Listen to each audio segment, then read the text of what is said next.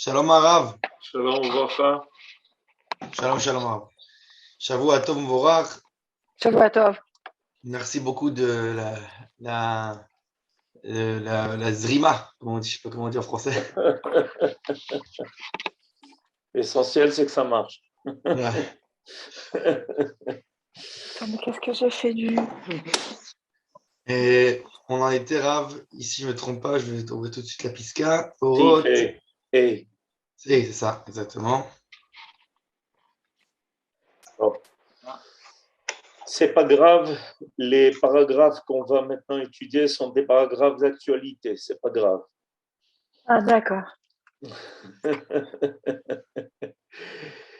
Alors, on va étudier un paragraphe. Là, le premier, il est court, mais il est plein de contenu. Et le deuxième aussi, d'une certaine façon, va compléter le premier. On va voir pourquoi on a le temps. הכבישה המוסרית שעל פי התרבות החולונית, ששלטה הרבה על העמים, העיקה הליבם, והרבה מידות רעות, חולאים וקצפונות נצברו במעמקי נשמותיהם, והם יוצאים מחרצובותיהם על ידי המלחמות, רבות הדמים וגדולות האכזריות, הנאותה יותר לטבעם הבלתי מזוקק עדיין כעת. Alors, le Rav nous dit ici un enseignement qui est important pour expliquer les guerres dans le monde. En introduction, je dirais la chose suivante, qu'il y a au moins deux niveaux en ce qui concerne la morale de l'homme.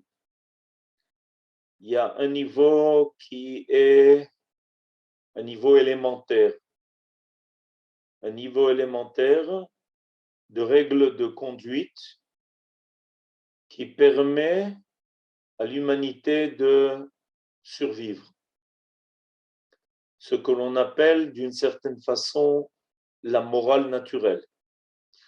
La morale naturelle est une morale qui est essentiellement fondée sur l'idée que pour pouvoir vivre en commun, on a besoin de certaines règles.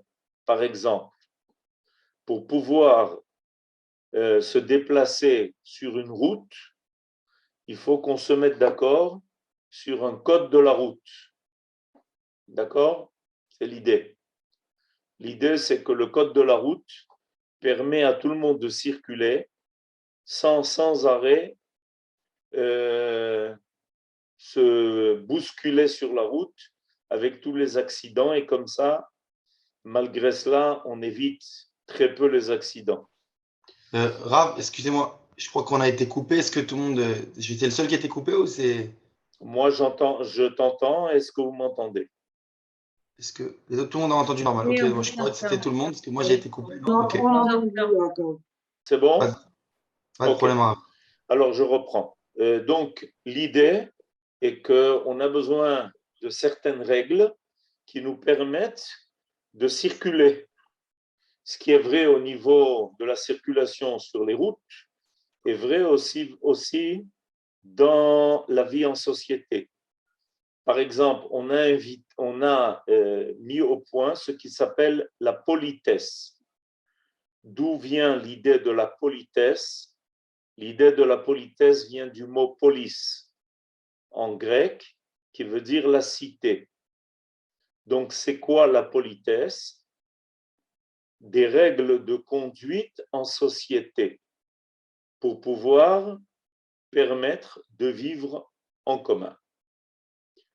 Alors, évidemment, au fur et à mesure, les différentes civilisations ont mis certaines règles en place, ce que l'on appelle la politesse. La politesse est en fait un certain nombre de conduites que l'on attend de l'autre pour sentir qu'on peut vivre avec lui, non pas en tant qu'ennemi, mais éventuellement en tant que quelqu'un qui n'est pas là pour vous agresser.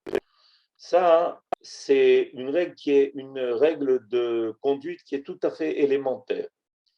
Elle n'atteint pas le profond de l'essence de l'homme. Elle n'éveille pas en lui profondément l'idée du bien. On peut trouver des gens polis, mais qui en fait ont de très mauvaises intentions. Ils sont polis, mais ils ont de mauvaises intentions. Et la politesse va cacher leurs mauvaises intentions. Parce que ce ne sont pas des gens qui ont adopté l'idée du bien de façon fondamentale. Alors, cette morale-là, c'est une morale que, en général, les hommes acceptent dans le monde parce qu'il n'y a pas le choix. Si on n'accepte pas certaines règles, la vie va très rapidement devenir intenable, comme par exemple, si on ne s'arrête pas au panneau de signalisation, vous comprenez que dans un carrefour, il va y avoir beaucoup de heurts et beaucoup d'accidents. Donc, on admet l'idée que chacun doit laisser à un moment donné passer l'autre. Le Rav appelle ça Atarbut HaCholonit. Atarbut HaCholonit, c'est-à-dire une civilisation qui ne tire pas ses racines de la foi. Cholonit du lachon chol, qui veut dire profane. Aujourd'hui, on a l'habitude de se servir du mot chilonite, c'est-à-dire quelque chose qui ne détient pas de la foi, mais d'une volonté d'assurer une vie qui soit naturelle. Ça ne va pas au-delà de cela, au-delà de là. Maintenant, dans le monde, il y a des règles qui ont été établies aussi dans les relations entre les peuples.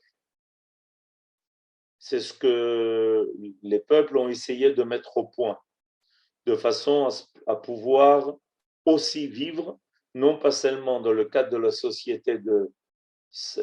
société de son propre peuple, mais même entre les peuples, il y a des règles qui ont été établies pour faire que tout le monde ait une place sur le globe terrestre sans qu'il ne se sente en danger d'être agressé à tout moment et à chaque instant. Et il y a des conduites qu'on accepte. Par exemple, je vais donner un exemple. On accepte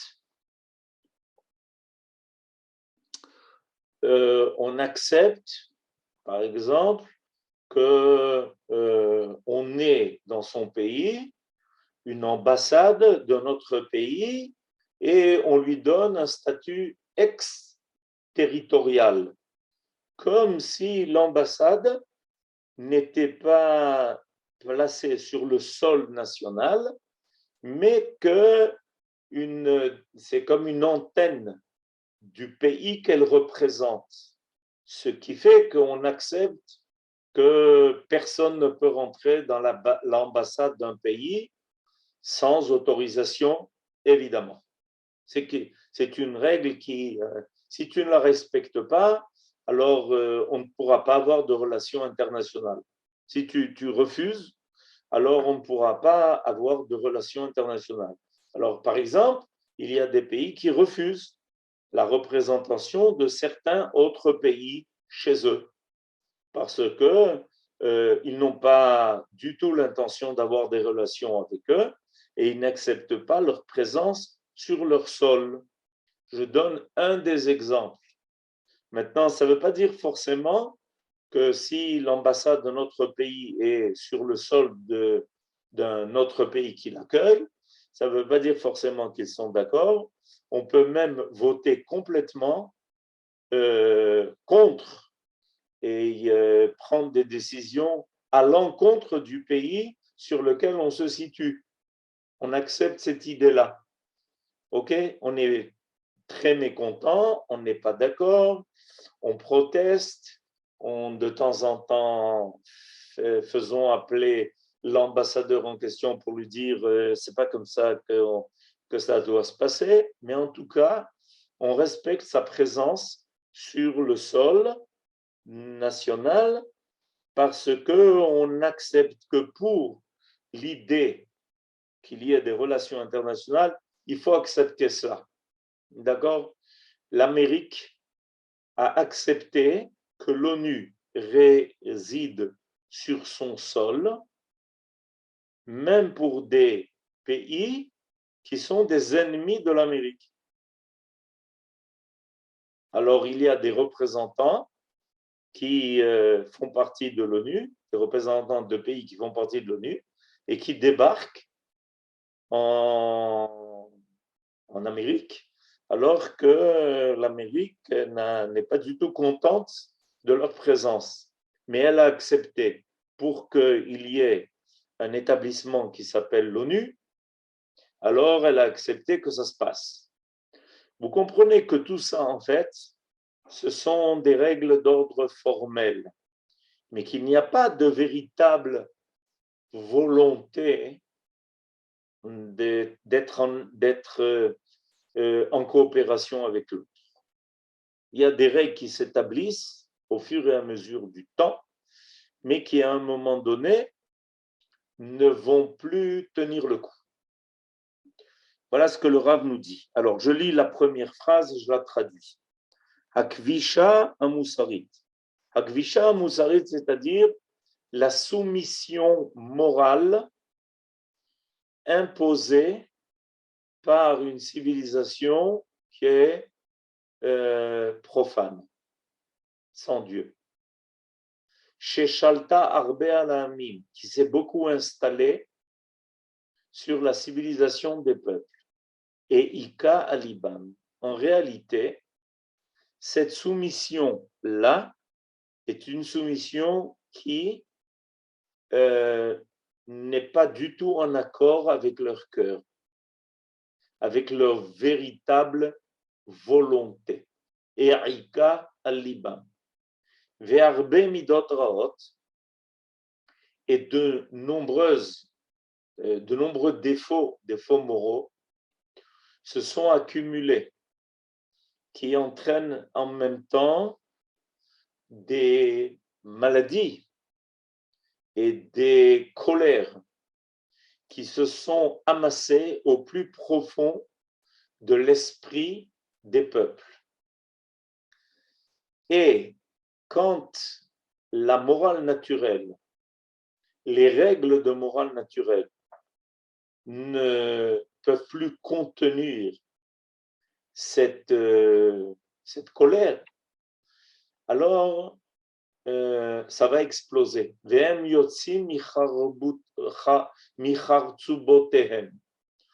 Et les midot raot vont tout d'un coup surgir, n'étant plus jugulés. Et par quoi ça va se manifester? Ça va se manifester par des guerres qui sont nombreuses et des guerres qui sont surtout nombreuses en effusion de sang. Amilchamot rabot adamim, des effusions de sang énormes, des effusions de guerre grandes qui sont aussi pleines de cruauté. Aneota yoter letivam abiltim zuka kadain kaet. Ces situations-là conviennent beaucoup plus à leur nature que ce que nous connaissons aujourd'hui. Ce que le Rav veut dire est la chose suivante. Le travail profond qui doit se faire sur l'âme de l'homme, sur sa connaissance vraie, sur sa capacité de s'élever, ce travail n'ayant pas été fait, quand les volontés profondes qui sont dans les entrailles des nations ne sont plus contenues par la morale naturelle qui ne suffit pas à contenir tous les mécontentements qui existent, finalement, comme un volcan, tout va exploser. C'est-à-dire qu'on doit s'attendre à ce que dans le monde, il y ait des volcans qui tout d'un coup se réveillent et soient en éruption.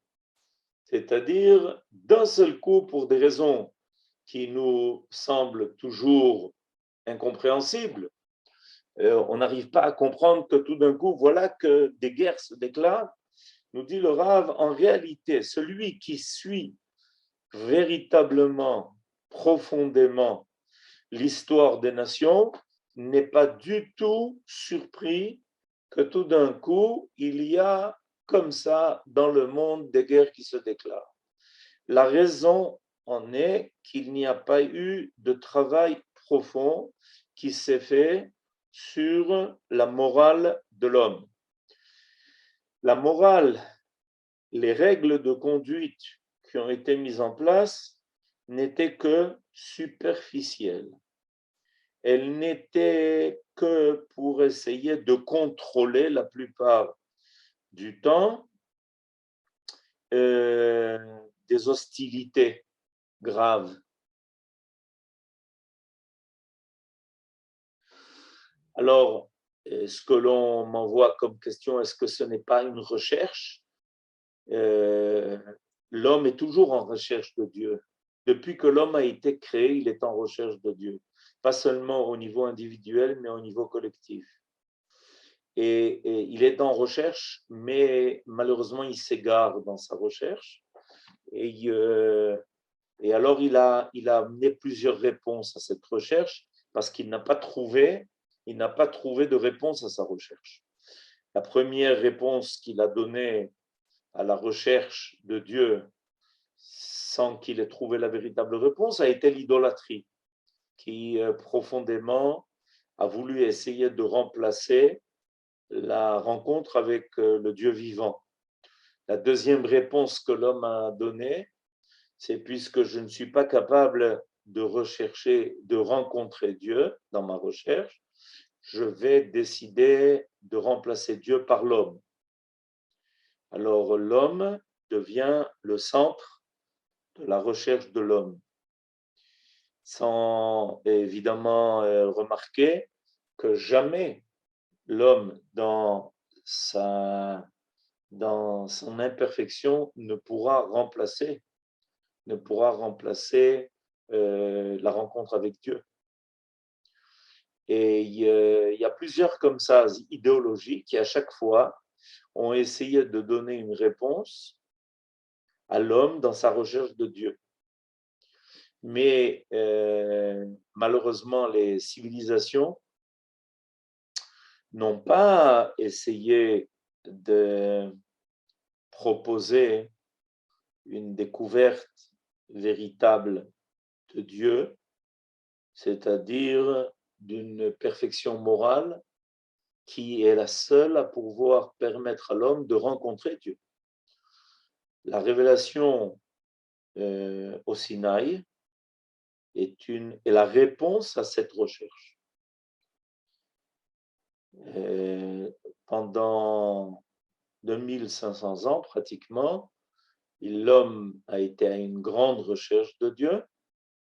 Il n'a pas trouvé de réponse à cette recherche. Et la révélation du Sinaï a été la réponse que Dieu a donnée en se révélant à un peuple qui maintenant est capable de montrer Derech Hashem, le chemin de Dieu. Mais entre les nations, on est resté à un état très élémentaire. Cet état très élémentaire est que on a des règles pour essayer de vivre ensemble sur le globe terrestre afin de ne pas arriver à une situation où tout le monde va détruire tout le monde. Parce que quand on a un sentiment que nos intérêts sont plus forts que la paix, c'est-à-dire ne pas agresser l'autre. Quand on a le sentiment que ses intérêts sont plus forts que ça, alors évidemment, on ne va pas hésiter, on ne va plus pouvoir contrôler c'est ce qui en fait a été non pas élevé dans la morale de l'homme, mais qui a été attaché. Et à un moment donné, ces cordes qui ont attaché l'homme dans ses instincts les plus élémentaires, les plus bestiaux, et à un moment donné, ces cordes ne vont plus attacher l'homme. Il va se libérer de ça. Alors, pourquoi est-ce que cet enseignement est important? Parce que, effectivement, on doit savoir que le monde n'a pas encore réglé son équation de vie. Le monde n'a pas encore réglé cette équation qui fait que, au lieu d'être des ennemis pour essayer d'arriver, pour essayer d'obtenir ce qui nous paraît le plus fondamental à notre existence, chaque peuple, par des alliances, par une coopération. Alors, on va essayer de résoudre tout cela en menant des guerres. Et ces guerres-là, c'est quand la morale naturelle ne suffit plus. Alors, on va évidemment essayer de résoudre tout cela par la force. La force, c'est la loi de la jungle, et qui est que celui qui va gagner est probablement celui qui a raison. Sinon, il n'aurait pas pu gagner. Ça, c'est important de le comprendre, parce que le peuple d'Israël amène une autre solution à cette équation. Le peuple d'Israël a reçu comme mission dans le monde d'amener l'ensemble de l'humanité à une morale qui n'est pas cette morale-là, qui n'est qu'une morale formelle. Et je pense que c'est la grande différence entre la politesse et le derech eretz. La politesse, comme je l'ai dit tout à l'heure, est un accord passé entre les différentes parties de la société, entre les hommes, pour essayer de vivre ensemble. Le derech eretz propose un chemin de réaliser l'idéal sur terre. Ce n'est pas la même chose. Il peut y avoir de politesse sans derech eretz. Parce qu'on n'a pas comme but fondamental d'atteindre l'humanité, d'arriver à une humanité qui soit comme un seul être. Ça n'est pas présent. Ça n'est pas présent. Pour arriver à cela, il faut une compréhension très profonde de ce que chacun a amené et d'accepter qu'il y ait une idée qui dépasse la rationalité humaine pour pouvoir rejoindre un idéal extrêmement élevé. Ça, c'est déjà la morale qui vient d'une morale divine, qui n'est plus une morale seulement humaine, elle est divine. Et tant que le peuple d'Israël, qui détient cette morale divine par l'intermédiaire de la Torah.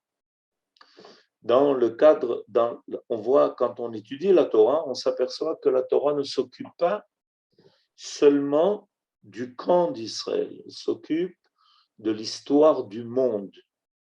Quand on lit dans la Torah, surtout les premières parashiotes, celle de Bereshit et celle de Noach, on rencontre l'histoire de l'homme, on rencontre l'histoire de l'humanité, avec ses échecs aussi.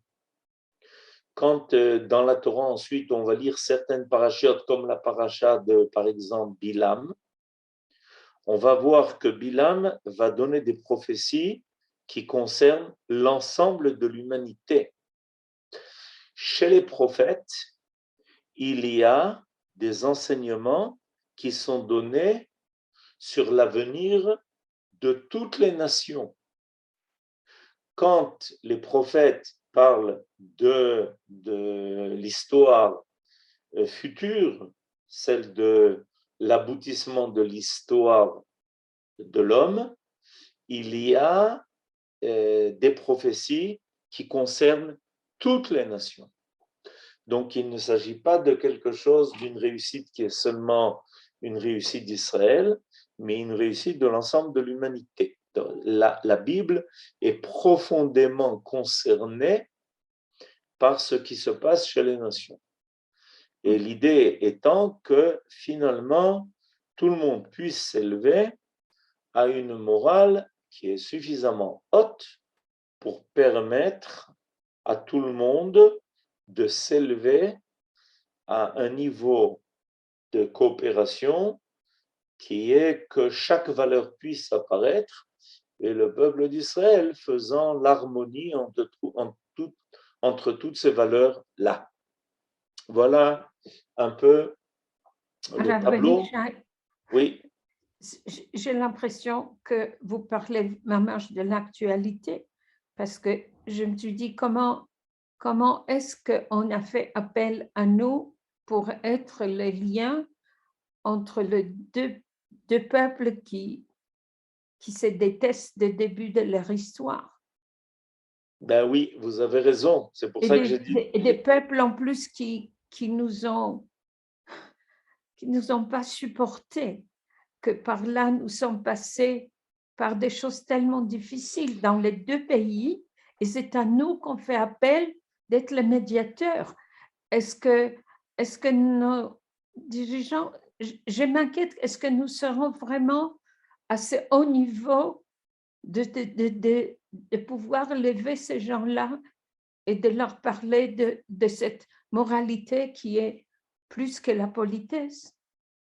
Alors, votre remarque est tout à fait juste. Je vous avais prévenu au début de notre étude aujourd'hui qu'on risquait d'arriver à l'actualité. Ben, on y est arrivé. Effectivement, c'est quelque chose. Depuis que vous avez commencé à donner les cours sur Milchama, je n'arrête pas de penser tout le temps. Je me dis comment qu'on a choisi d'étudier ces textes qui nous mettent en fait devant les yeux, tous les écrans, tout ce que nous lisons, on est dedans. Alors, et le Rav Kook, il avait une vision incroyable. Il avait une vision incroyable, surtout de nous donner une étude de Torah sur ce que nous y allions vivre. C'est-à-dire que vous avez compris que très longtemps, on en a un peu parlé, on était à côté de cela parce qu'on ne figurait pas dans la scène des nations en tant que nation. On nous connaissait en tant que les Juifs errants, ceux de l'exil.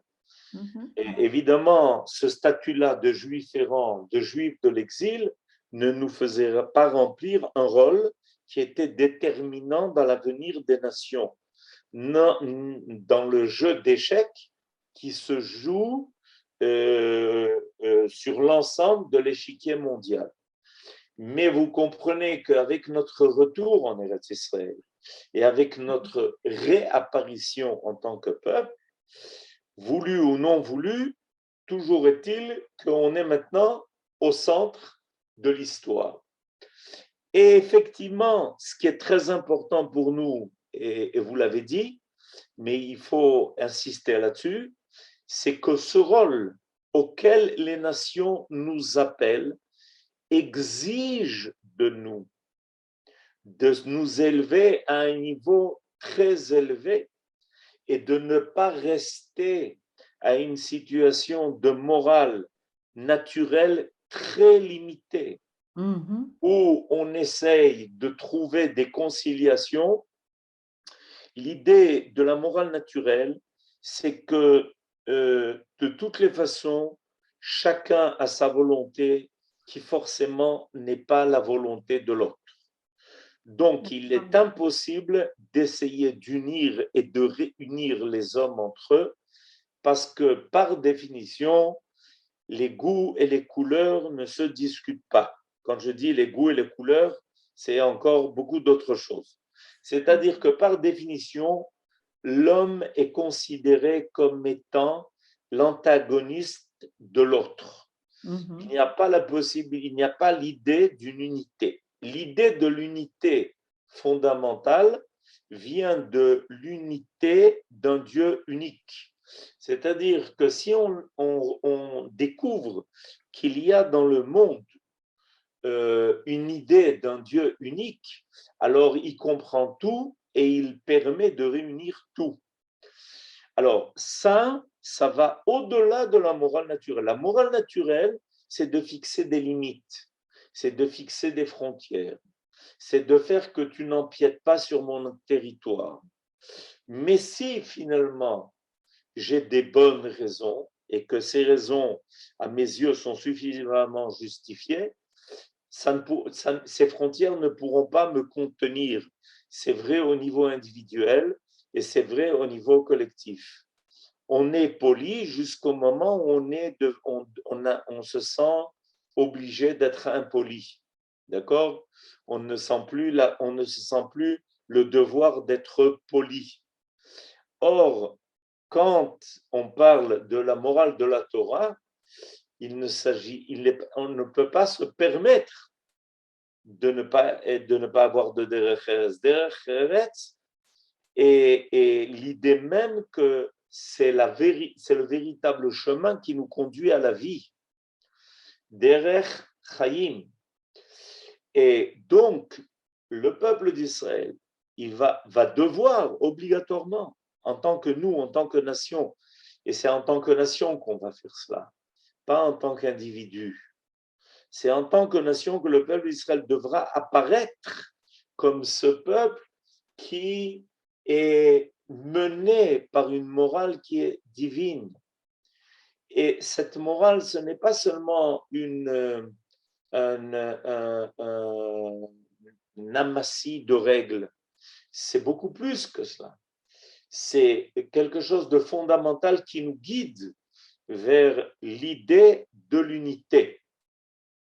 Chacun, évidemment, aura son rôle, comme tous les membres et comme tous les organes d'un corps. Mais on va vers quelque chose unitaire. C'est-à-dire que si on fait appel à nous, c'est en nous disant la chose suivante. Écoutez, de toutes les façons, nous ne supportons pas l'autre et nous ne pouvons pas nous accorder avec l'autre parce que ses intérêts sont les contraires à nos intérêts. Est-ce que vous avez une équation qui fait qu'il y a une place pour lui et pour nous aussi et qui fait que on peut très bien réussir sans que ça se fasse au détriment de l'autre, parce que chacun a amené quelque chose qui lui est particulier. Et ça, c'est un travail qui est immense. C'est entre nous le travail qui est attendu de celui qui devra mener la politique du monde. Celui qui devra mener la politique du monde, tel que le prophète Isaïe le décrit, par exemple, au 2e chapitre, au 11e chapitre, il parle de cela, il parle de ce travail-là. C'est de faire apparaître une dimension qui soit une dimension qui sublime, ce que chacun sent qui lui est nécessaire. Et donc le peuple d'Israël doit dégager maintenant, il doit dégager cette morale profonde. Maintenant, on n'a pas besoin de l'inventer. Elle est en nous, cette morale.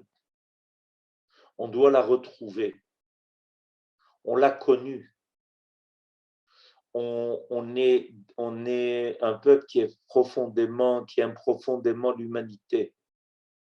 On est un peuple qui aime profondément le monde, parce que, ayant un grand respect pour le Créateur, on a un grand respect pour la création.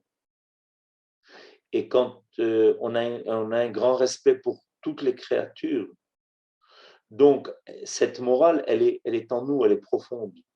Elle doit apparaître dans toute sa grandeur, dans toute sa dimension. Et pour apparaître dans toute sa grandeur et toute sa dimension, elle nécessite pour nous de nous élever vers une foi qui soit une foi dans la vie totale. Rien ne peut être en dehors de la Emouna. Quand on laisse des choses qui sont en dehors de la Emouna, quand on pense que l'on peut mener une vie qui est séparée de la Emouna, les phénomènes que l'on va trouver et qui vont marquer cette vie en dehors de la Emouna seront forcément marqués par des situations très basses. La Emouna permet de tout rassembler, de tout élever vers quelque chose de très noble. Je voudrais insister sur ce point-là. Ce qui fait que dans le monde, on puisse assister à des guerres, comme nous a dit le Rav, avec tellement d'effusion de sang, tellement de cruauté, c'est parce qu'on a voulu, en fait, séparer la vie de la Emouna. On a voulu laisser la vie à quelque chose qui ne soit qu'instinctif, et on a voulu laisser la Emouna pour permettre aux gens d'adhérer à quelque chose qui pourrait élever leur esprit, mais pas élever leur vie. Cette distinction qui a été faite dans la civilisation humaine entre ce qui est vie et ce qui est foi va mener forcément à ces phénomènes que nous rencontrons aujourd'hui. C'est comme si, pour régler les problèmes d'ordre matériel, d'ordre national, pour essayer de trouver des solutions aux problèmes économiques, aux problèmes qui concernent l'ensemble du monde et de l'humanité. Ça fait partie d'un domaine qui ne serait qu'un domaine profane, qui revient à ceux qui sont capables de réfléchir et d'amener des solutions d'ordre scientifique. Et puis, pour le cœur, pour la pensée, on va aussi ouvrir une lucarne pour ceux qui sont intéressés par cela vers la foi. Cette dichotomie entre la vie et la foi a amené à des situations extrêmement graves. Par exemple, la vie, c'est tout ce qui est plein d'énergie, plein de réalisations, plein d'ambition, plein de buts à atteindre et de moyens qui permettront de réaliser ces buts. Par contre, la foi, c'est quelque chose qui n'est que personnel, où ceux qui en sentent le besoin peuvent s'y retirer. On se retire dans la foi. On se retire de la vie dans la foi. Et ça, c'est extrêmement grave. Ça veut dire que la vie n'est laissée qu'aux instincts, qu'aux intérêts, qu'à la pensée de l'homme, et que la foi est d'un autre domaine, d'un domaine qui est caché pour ceux qui éventuellement y sont initiés, mais qu'elle n'est pas capable d'englober, la foi n'est pas capable d'englober. la vie, en tout cas, sûrement pas de la collectivité, sûrement pas de l'ensemble de l'humanité. Et ça, évidemment, ça va faire qu'on s'est habitué à résoudre les problèmes entre les peuples et entre les différentes parties de l'humanité par des méthodes qui sont des méthodes de politique, des méthodes où on essaye d'inventer à chaque fois d'autres façons. On peut proposer la conciliation, on peut proposer des intermédiaires, on peut proposer aussi, il y en a qui l'ont proposé, de régler les problèmes par la guerre. Chacun va proposer de façon différente comment essayer de résoudre quelque chose qui n'est pas englobé dans l'ensemble de la foi.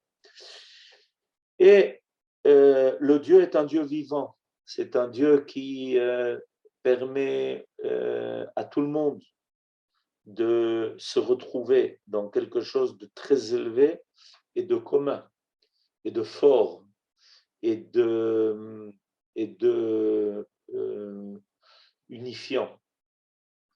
Alors, comme on me l'a fait remarquer dans une question qui m'a été posée, effectivement, il y a une recherche grave de l'humanité. Seulement, l'humanité a cette recherche, mais elle ne sait pas ce qu'elle recherche. Et donc, nous, le peuple d'Israël, on a en fait deux rôles qui sont prévus. Premièrement, révéler quelle est la véritable recherche. Et deuxièmement, amener les éléments nécessaires pour permettre d'atteindre cette recherche. Alors, c'est ce que le peuple d'Israël doit faire et qu'il fait en revenant à quelque chose qui a un cœur, parce que le cœur peut tout englober.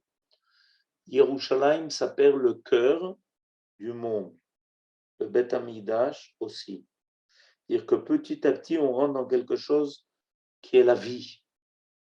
La vie qui est pleine de émouna, pleine de foi, pleine de confiance. Pleine de confiance dans l'idée que quelque chose de transcendant peut nous aider à nous retrouver et à atteindre le haut de l'échelle. Alors aujourd'hui, donc, pour résumer tout ce que nous avons appris dans ce paragraphe-là, nous avons donc appris qu'à un moment donné, on va se rendre compte donc que la morale, qui n'est que politesse, n'est plus suffisante. Et ça va causer un appel énorme à la découverte de quelque chose qui, évidemment, nous ramène au début de la création. Ce début de la création était le moment où l'homme créé a rencontré le Dieu qui l'a créé et en lequel il mettait sa confiance et de qui il tirait sa capacité de vivre en ne laissant pas de côté certaines parties de sa vie qui ne seraient pas intégrées dans ce contact profond avec le Dieu vivant. Petit à petit, cet appel de l'humanité à cette découverte va s'amplifier et donc nous sommes là parce que nous avons le devoir d'y répondre et nous avons besoin d'y répondre. Nous devons être à la hauteur de la tâche et espérons que rapidement en nous vont se dégager ces forces-là. C'est un travail qui est profondément à faire en nous et vous voyez déjà les prémices de cela par effectivement le rôle que nous commençons déjà à réaliser. Là, ça doit nous éveiller profondément en se demandant est-ce que chacun de nous a déjà sa part dans cela. Voilà. Bevakasha, Shavua Tov. Shavua Tov. Shavua Tov.